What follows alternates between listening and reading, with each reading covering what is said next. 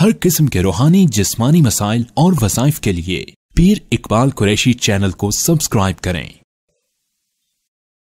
نحمدہ ونصلی ونسلم علی رسولہ الکریم، اما بعد فاعوذ باللہ من الشیطان الرجیم، بسم اللہ الرحمن الرحیم۔ محرم الحرام کی 10 تاریخ کا ایک بہت خاص عمل آپ کو دے رہا ہوں۔ اگر آپ نے یہ جو وظیفہ آپ کو بتا رہا ہوں یہ عمل مجرب اختیار کیا، اللہ اس کی برکت سے آپ کو دنیا کے اندر بھی ہر فتنے اور آزمائش سے بچا لے گا، اور اللہ رب العزت جو ہے آپ کو دنیا میں شان والی مرتبے والی زندگی عطا فرمائے گا، اور موت بھی ایمان والی عطا فرمائے گا، اور قبر کے عذاب سے بھی بچا لے گا، اور حشر میں رسوائی سے بچا کر اور جنت میں داخلہ حضور علیہ السلام، اہل بیت اور صحابہ کی معیت میں کرا دے گا۔ چونکہ یہ آیت کریمہ بڑی جامع ہے جو میں ابھی آپ کو بتاؤں گا، اس میں اللہ نے حضور علیہ الصلاۃ والسلام اور صحابہ اہل بیت کو بڑے پیارے انداز میں جمع فرمایا ہے، اور جو انسان ان الفاظ کو وظیفہ بنا لے گا،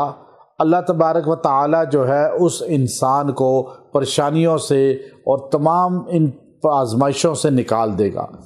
چونکہ قرآن پاک کے اندر اللہ رب العزت نے سورہ فتح کے اندر صحابہ کا اور اہل بیت کا اور حضور کی ذات کا جس طرح تعارف کرایا وہ بڑا منفرد انداز ہے۔ سورہ فتح کی آخری آیت کو آپ پڑھیے، اور اس کے اندر اللہ رب العزت فرماتے ہیں محمد الرسول اللہ، اور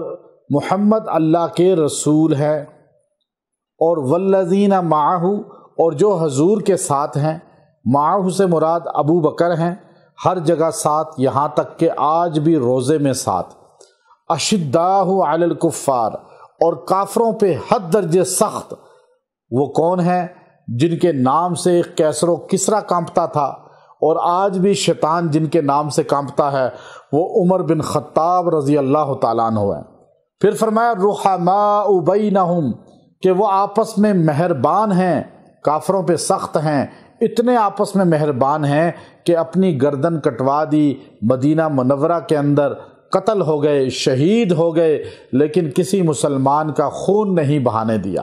وہ عثمان ذو النورین رضی اللہ تعالی عنہ ہے۔ پھر فرمایا تراہم رکعا سجدا یبتغون فضلا من اللہ ورضوانا، فرمایا اس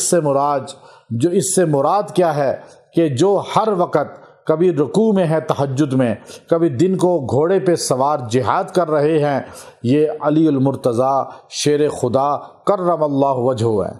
اب آپ دیکھیے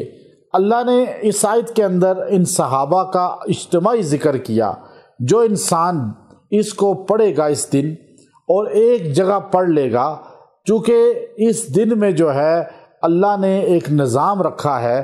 کہ قیامت کا سور پھونکا جائے گا تو دن یہی ہوگا، اور قیامت رونما ہوگی تو دن یہی ہوگا۔ تو اس لیے جو انسان اس آیت کریمہ کو محمد الرسول اللہ والذین معہ اشداء علی الکفار رحماء بینہم تراہم رکعا سجدا،